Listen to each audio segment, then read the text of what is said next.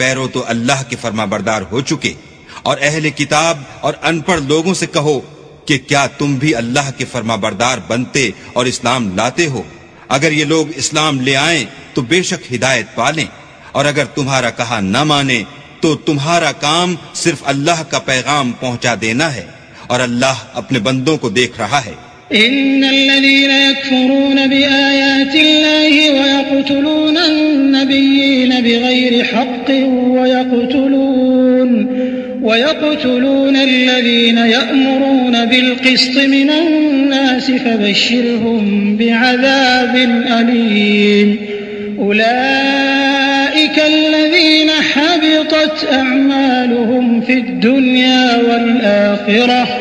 الدنيا والآخرة وما لهم من ناصرين۔ جو لوگ اللہ کی آیتوں کو نہیں مانتے اور انبیاء کو ناحق قتل کرتے رہے ہیں اور جو انصاف کا حکم دیتے ہیں انہیں بھی مار ڈالتے ہیں، ان کو دکھ دینے والے عذاب کی خوشخبری سنا دو۔ یہ ایسے لوگ ہیں جن کے اعمال دنیا اور آخرت دونوں میں برباد ہیں، اور ان کا کوئی مددگار نہیں ہوگا۔ أَلَمْ تَرَ إِلَى الَّذِينَ أُوتُوا نَصِيبًا مِّنَ الْكِتَابِ يُدْعَوْنَ إِلَى كِتَابِ اللَّهِ لِيَحْكُمَ بَيْنَهُمْ ثُمَّ يَتَوَلَّى فَرِيقٌ مِّنْهُمْ وَهُمْ مُعْرِضُونَ ذلك بأنهم قالوا لن تمسنا النار إلا أياما معدودات وغرهم في دينهم ما كانوا يفترون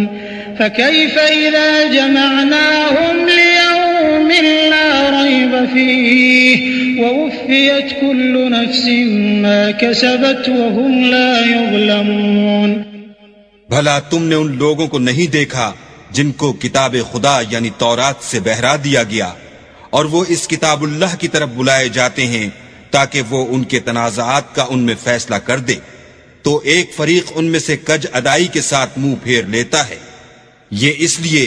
کہ یہ اس بات کے قائل ہیں کہ دوزخ کی آگ ہمیں چند روز کے سوا چھو ہی نہیں سکے گی، اور جو کچھ یہ دین کے بارے میں بہتان باندھتے رہے ہیں اس نے ان کو دھوکے میں ڈال رکھا ہے۔ تو اس وقت کیا حال ہوگا جب ہم ان کو جمع کریں گے، یعنی اس روز جس کے آنے میں کچھ بھی شک نہیں، اور ہر نفس اپنے اعمال کا پورا پورا بدلہ پائے گا اور ان پر ظلم نہیں کیا جائے گا۔ قل اللهم مالك الملك تؤتي الملك من تشاء وتنزع الملك ممن تشاء وتعز من تشاء وتذل من تشاء بيدك الخير إنك على كل شيء قدير۔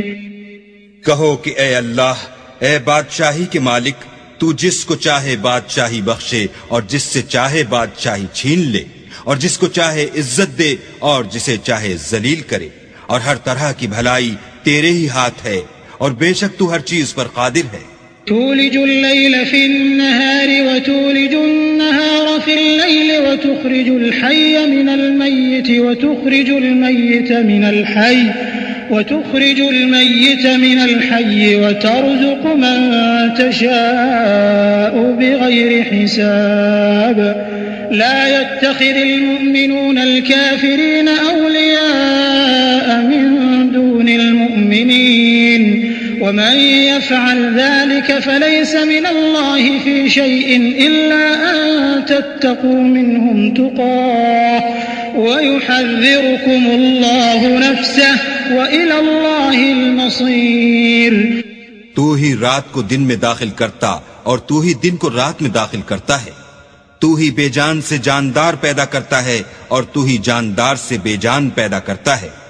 اور تو ہی جس کو چاہتا ہے بے شمار رزق بخشتا ہے۔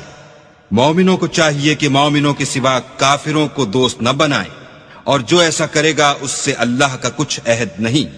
ہاں اگر اس طریق سے تم ان کے شر سے بچاؤ کی صورت پیدا کرو تو مذائقہ نہیں،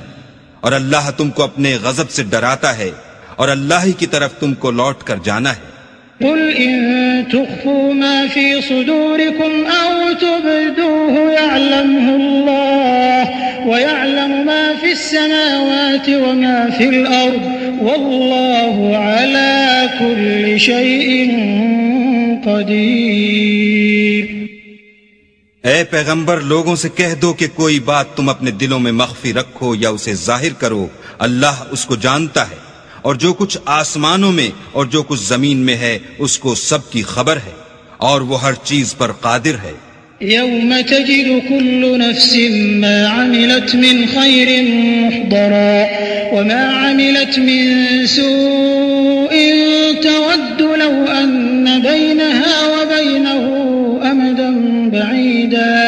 ويحذركم الله نفسه والله رؤوف بالعباد۔ جس دن ہر شخص اپنے اعمال کی نیکی کو موجود پا لے گا اور ان کی برائی کو بھی دیکھ لے گا تو آرزو کرے گا کہ اے کاش اس میں اور اس برائی میں دور کی مسافت ہو جاتی، اور اللہ تم کو اپنے غضب سے ڈراتا ہے، اور اللہ اپنے بندوں پر نہایت مہربان ہے۔ قل إن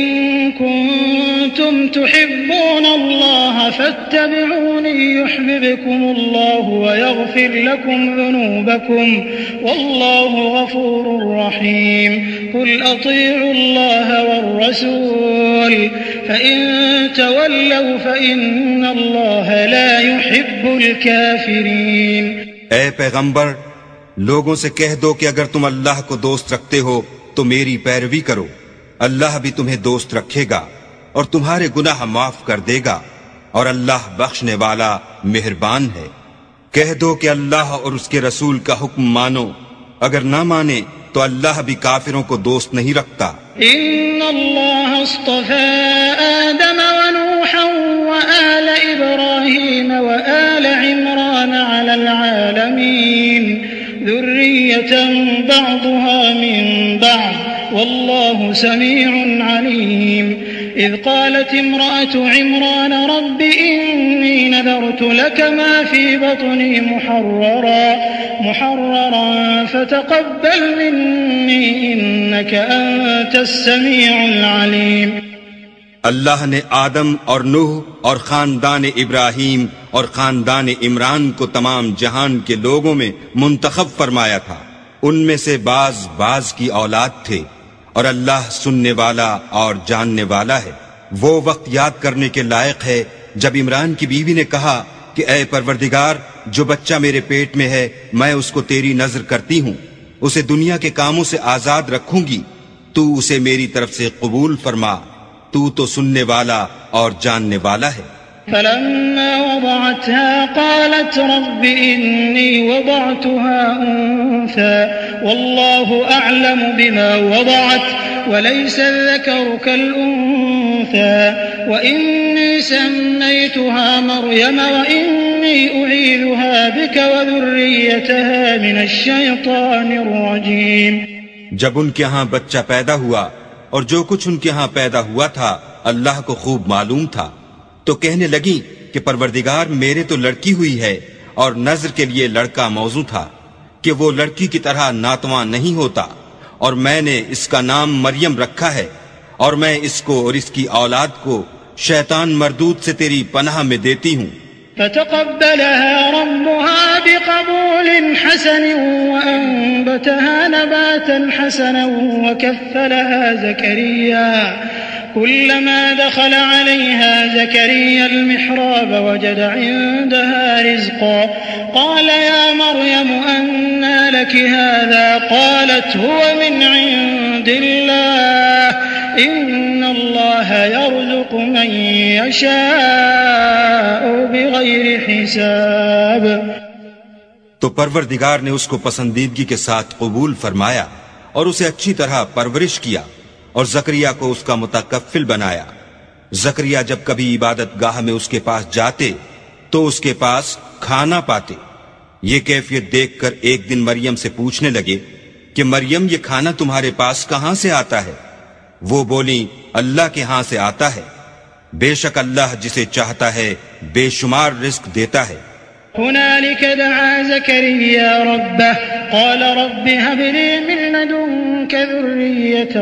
طيبة إنك سميع الدعاء فنادته الملائكة وهو